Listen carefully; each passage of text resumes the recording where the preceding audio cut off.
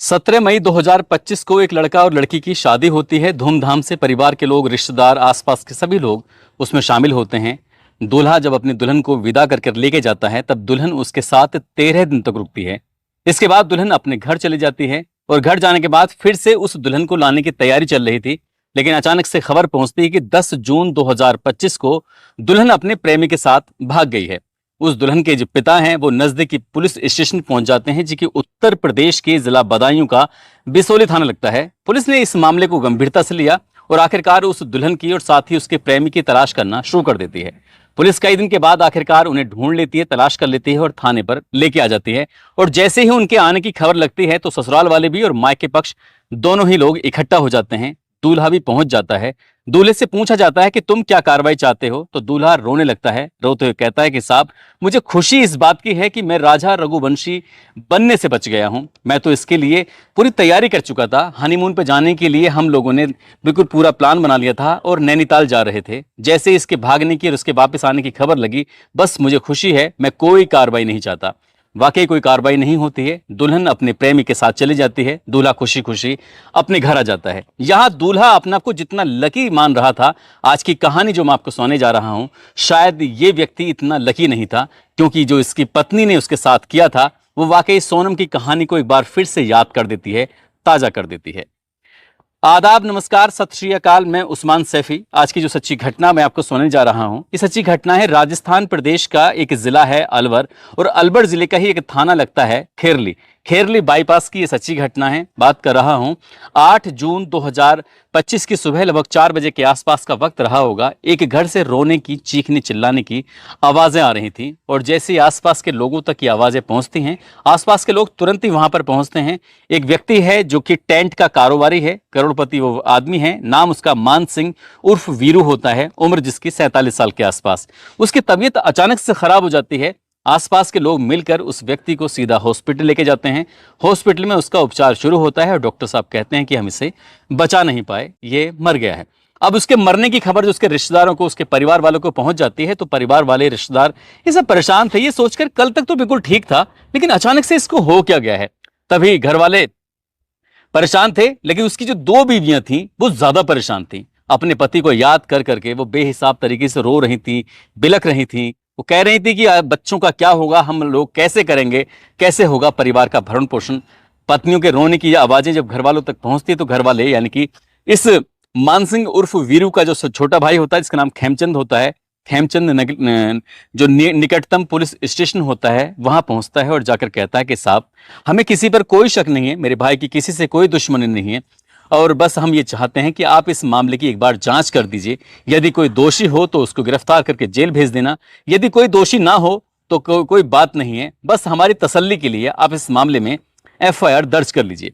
Police ने इस मामले में एफआईआर दर्ज कर ली, और एफआईआर दर्ज इसलिए भी की थी क्योंकि ये जो आजकल इंदौर के रघुवंशी, जो सोनम रघुवंशी होती है और राजा रघुवंशी होता है, उनके मामले की जो लगातार ये चर्चाएं चल रही थी, तो कहीं ना कहीं परिवार वालों को शक था कि कुछ भी हो सकता है। 2 पत्नियां हैं, पहली पत्नी के 2 बेटे होते हैं, एक बेटी होती है। दूसरी पत्नी के एक बेटा पहले पति से होता है और एक बेटा बाद में हो जाता है। अब किसी पर इस तरह का आरोप तो लगाया नहीं गया था, लेकिन पुलिस को एक जब सूचना दी जाती है तो पुलिस इस मामले की जांच पड़ताल में जुट जाती है। पुलिस ने, जो कि एसएचओ होते हैं धीरेन्द्र सिंह गुज्जर, आईजी और एसएसपी के आदेश अनुसार एक टीम गठित की जाती है। टीम मामले की जांच पड़ताल करना शुरू कर देती है। लगभग 150 से ज्यादा सीसीटीवी कैमरे खंगाले जाते हैं। साथ ही इनसे जुड़े हुए जितने भी लोग थे, चाहे दोस्त हैं या दुश्मन की श्रेणी में हैं, सभी से बारी बारी से पूछताछ की जा रही थी। ऐसे कम से कम 100 से ज्यादा लोगों की सूची थी जिनसे बातचीत की जाती है। साथ ही दोनों पत्नियों सहित परिवार के कई लोगों के नंबरों की डिटेल निकाली गई कि इनसे किस किस से बातें करते हैं, क्या है, ताकि कोई ना कोई कुछ ना कुछ क्लू मिल सके। आखिरकार जो भाई को शक था, जो खेमचंद उसने एफआईआर दर्ज कराई थी, उसके भाई का दांत टूटा हुआ था, और दांत टूटने से ही कहीं ना कहीं उसको शक हो जाता है कि भाई के साथ कुछ अनहोनी हुई है, कुछ ज्यादा ही गलत हुआ है। पुलिस इस मामले की जांच पड़ताल कर रही थी। 1-2 दिन बीत जाता है, आखिरकार सीडीआर की रिपोर्ट आ जाती है। रिपोर्ट से पता चलता है कि जो दूसरी पत्नी है, जिसका नाम अनीता है, दरअसल वो एक व्यक्ति जो कि कचोरी वाला है, कचोरी लगाकर अपना परिवार का भरण पोषण करता है, एक तरह से मजदूरी ही मानिए। नाम उसका काशीराम उर्फ काशी होता है, जो कि सूर्यनगर का निवासी होता है। बहुत सारी बातें हो रही थी, और ये बातें थोड़े बहुत दिनों से नहीं, लगभग 4 साल से लगातार ऐसी बात कर रहे थे जैसे मियाँ और बीबी करते हैं। अब यहां पर इन दोनों के बीच में शक पैदा हो जाता है। पुलिस दूसरी पत्नी यानी कि अनीता को हिरासत में लेती है, उससे बातचीत करती है, पूछताछ करती है कि उस कचौरी वाले से तुम्हारा क्या रिलेशन है। तो वो बताती है कि मेरी एक परचून की दुकान है, अच्छी दुकान है, और वहां पर वो खरीदारी करने के लिए आता है। जो भी कचौरी वगैरह का सामान होता है वो मेरे यहां से लेके जाता है और उससे उधार खाते वगैरह सब चलता रहता है। तब पुलिस उससे पूछती है कि बाकी सब ग्राहकों से भी ऐसी बातें करती हो या सिर्फ इसी ग्राहक से ऐसी बातें करती हो।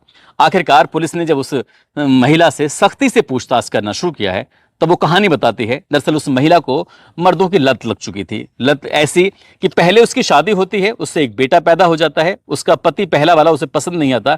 इसी बीच में उसकी मान सिंह उर्फ वीरू से भी मोहब्बत हो जाती है। मान सिंह और वीरू से प्यार होता है, शादी कर लेती है। शादी के बाद उसको एक बेटा पैदा हो जाता है और ये प्यार ज्यादा दिन तक चल नहीं पाता। फिर कचौरी वाले से प्यार हो जाता है, यानी कि तीसरा व्यक्ति उसको उसकी जिंदगी में आ जाता है। दोनों प्यार, मोहब्बत, दोस्ती, ये सब चीजें होने के साथ साथ अवैध संबंध भी स्थापित हो जाया करते।